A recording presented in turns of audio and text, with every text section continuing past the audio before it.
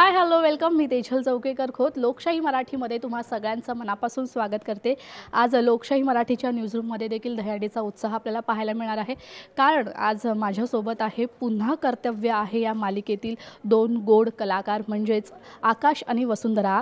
अर्थातच अक्षया हिंदोळकर आणि अक्षय म्हात्रे माझ्यासोबत आहे. तुमचं दोघांचंही लोकशाही मराठीमध्ये आणि लोकशाही मराठीच्या न्यूजरूममध्ये खूप खूप स्वागत. Thank you so much. आज सगळीकडे दहीहंडीचा उत्साह आहे, माहोल आहे.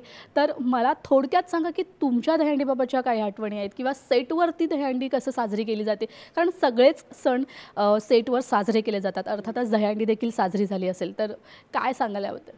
अनफॉर्च्युनेटली यावर्षी सेटवरती साजरी केली नाही आहे. म्हणजे ऑन स्क्रीन तर नाही, ऑफ स्क्रीन आम्ही कदाचित करू.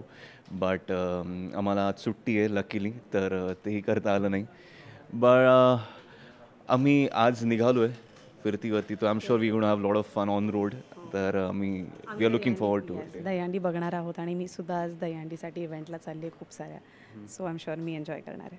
नक्कीच. तर दहीहंडी आहे, गोपाळकाला आहे, तर याच निमित्ताने मी काही प्रश्न तुम्हाला करणार आहे श्रीकृष्णावर आधारित. सो त्यांची तुम्ही बरोबर उत्तर द्याल अशी मला खात्री आहे. चल खेळूया आपण. येस. माझा पहिला प्रश्न असा आहे, दोघंही कोणी उत्तर देऊ शकतं. श्रीकृष्णाचा जन्म कुठे झाला? मथुरा. श्रीकृष्णाची 5 नावे कोणती? काना,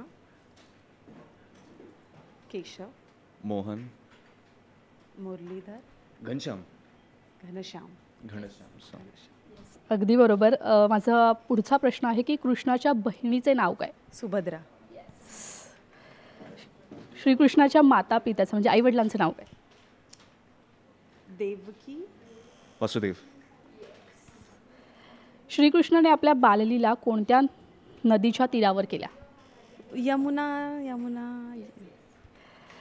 श्रीकृष्णाच्या परमप्रिय गोपीचे नाव काय? हे सगळ्यांना राधा. Thank you so much. खूप छान उत्तर दिली. मला वाटतं अभ्यास करून आलेलात का सगळ्याचा?